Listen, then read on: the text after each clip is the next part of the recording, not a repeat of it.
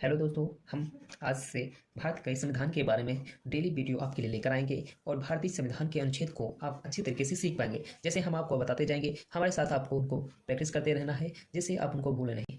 जैसे कि आप देख रहे हैं कि अनुच्छेद 1 में क्या ऐसा बना दिया, ये आपको समझ में नहीं आ रहा होगा, लेकिन अब हम आपको बताएंगे, क्लियर हो जाएगा और आप आज के बाद कभी भी अनुच्छेद को पढ़ने की आवश्यकता नहीं होगी। अनुच्छेद 1 से हमें दो बात की पता चलती है। एक तो हमारे देश का नाम और भारत भारत भारत संघ, अर्थात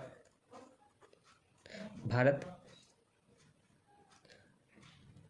यह राज्यों का समूह न होकर राज्यों का संघ है। इस आपको समझे? नहीं समझे तो हम आपको लिंक ये दे रहे हैं कि भारत एक संघ है, अर्थात इसमें किसी राज्य को इससे अलग होने की शक्ति उसको प्राप्त नहीं है। भारत राज्यों का समूह ना होकर एक संघ राज्य है, अर्थात कहा जाता है कि भारत विभक्त राज्यों का अविभाज्य संघ है।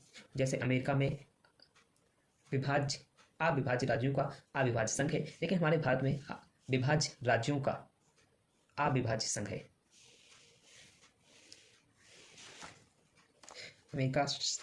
अमेरिका उसमें बहुत से देश हैं जो संघ बनाए हुए हैं। अमेरिका का ही देख लीजिए, उसमें विभिन्न राज्य की नागरिकता अलग होगी और देश की नागरिकता अलग होगी, इसलिए वो राज्य सब बटे हुए हैं, इसलिए विभक्त राज्यों का विभक्त संघ है। लेकिन अपने वहाँ विभक्त राज्यों का अविभक्त संघ। अनुच्छेद 2 संसद को शक्ति देता है। अनुच्छेद 2 संसद को शक्ति देता है कि वह नए राज्यों का निर्माण करे जो अभी तक भारत के ना तो संघ में शामिल है, ना ही उनका कोई अस्तित्व, अर्थात ये किसी दूसरे देशों से सीमाधिकरण करके नए राज्यों का निर्माण करे। और अनुच्छेद 2 कहता है कि नए राज्यों का संघ में प्रवेश, अर्थात ये वे राज्य हैं जो वर्तमान में इनका अस्तित्व भी है और इनको संघ में शामिल करने की बात कर रहा है, जो अभी तक अपने भारत संघ में शामिल नहीं थे। यानी कि ये विदेशी राज्य हो सकते हैं जिनको संसद को अनुच्छेद 2 के तहत शक्ति मिलती है कि वह अनुच्छेद 2 के तहत उनको अपने संघ में शामिल कर ले। अनुच्छेद 3, अब बात करते हैं अनुच्छेद 3 की। अनुच्छेद 3 कहता है यह भी संसद को साथ में लिखते रहे सभी लोग, संसद को शक्ति देता है कि वह संघ राज्यों की सीमा में परिवर्तन करके नए राज्यों का निर्माण करे या नामों में परिवर्तन। अनुच्छेद 3 भी संविधान संसद को शक्ति देता है कि वह संघ के राज्य, यानी कि जो संघ में शामिल हैं, उन्हीं की सीमाओं में कुछ भाग किसी राज्य का लेकर या दूसरे राज्य का लेकर या 3-4 से राज्यों से कुछ भाग लेकर एक नए राज्य का गठन करना या उनके नामों में परिवर्तन करना अनुच्छेद 3 के दायरे में संसद की शक्ति के अंतर्गत आता है। अनुच्छेद 4, अब आप बात करेंगे अनुच्छेद 4 क्या कहता है। अनुच्छेद 4 कहता है कि अनुच्छेद 2 और अनुच्छेद 3, अनुच्छेद 4 कहता है कि अनुच्छेद 2 और अनुच्छेद 3 के अंतर्गत हुए संशोधन को अनुच्छेद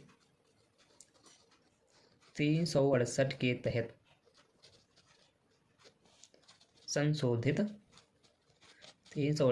संशोधित नहीं माना जाएगा। 368 के तहत नहीं माना जाएगा। अर्थात ये एक साधारण बहुमत से ही इनका संशोधन किया जा सकता है। इसमें किसी खास बहुमत की जरूरत नहीं है। ये अनुच्छेद 2 और 3 के अंतर्गत हुए संशोधन, जैसे नामों में परिवर्तन, नए राज्यों को गठन, ये साधारण बहुमत से ही संसद की से पारित किए जा सकते हैं। उनमें इसके अंतर्गत हुए संशोधन अनुच्छेद 368 के तहत संशोधित नहीं माने जाएंगे। हम फिर से रिपीट करते हैं, शुरुआत से चलते हैं। अनुच्छेद 1 से हमें दो बातों का पता चलता है। पहला, देश का नाम, और भारत एक संघ राज्य है। भारत देश के दो नाम हैं। एक तो हमारा प्राचीन नाम भारत ही रखा गया, और आधुनिक संविधान निर्माण ने आधुनिक नाम इंडिया को भी प्राथमिकता दी, तो इन दोनों का नाम पड़ गया भारत या इंडिया, दोनों ही भारत के नाम है। भारत संघ राज्य है। भारत राज्यों का समूह ना होकर, भारत राज्यों का समूह ना होकर, राज्यों का समूह ना होकर राज्यों का संघ है। अर्थात भारत राज्यों का समूह नहीं है, या एक राज्यों का संघ है, या विभक्त राज्यों का अविभाज्य संघ है। अनुच्छेद 2 संसद को शक्ति देता है कि वह नए राज्यों का निर्माण करे या नए राज्यों को संघ में शामिल करे। अर्थात नए राज्यों का निर्माण यानी कि विदेशी सीमा को अधिग्रहण करके उसका नए राज्य का निर्माण करे, जो अभी तक संघ में शामिल नहीं थे, या उनका अभी तक किसी भी कहीं पे अस्तित्व नहीं था। और इसमें भी दो बातों का पता, एक नए राज्यों का निर्माण करे यानी कि विदेशी सीमा को लेकर उनका निर्माण करे जो उनका अस्तित्व में नहीं थे, और नए राज्यों का संघ में प्रवेश, जो विदेशों के राज्य हैं, उनका अस्तित्व भी है, उनको अधिग्रहण करके भारत के संघ में शामिल करना अनुच्छेद 2 के अंतर्गत आता है। अनुच्छेद 3 कहता है क्या भी संसद को शक्ति देता है कि वह संघ के राज्यों क्षेत्रों में जो भारत के संघ में शामिल हैं उन्हीं की सीमा को में परिवर्तन करके नए राज्यों का निर्माण करना या उनके नामों में परिवर्तन करना अनुच्छेद 2 के अंतर्गत आता है। अनुच्छेद 4 कहता है अनुच्छेद 2 और 3 के अंतर्गत हुए संशोधन को अनुच्छेद 368 के तहत संशोधित नहीं माना जाएगा। अगले दिन हम बात करेंगे भारतीय नागरिकता को। भारतीय नागरिकता वैसे बता देते चल रहे हैं। भारतीय नागरिकता अनुच्छेद 5 से और अनुच्छेद 11 तक है। इसके बाद आता है मूल अधिकार। मूल अधिकार 12 से लेकर 35 तक है। हम आगे बात करते रहेंगे। फिलहाल यहीं तक, और हमारी खास वीडियो को देखने के लिए समाधान, या आप जानना चाहते तो हमारे वीडियो को सब्सक्राइब जरूर कर लेना। हमारे चैनल को सब्सक्राइब करना और लाइक की बटन दबाना ना भूलना।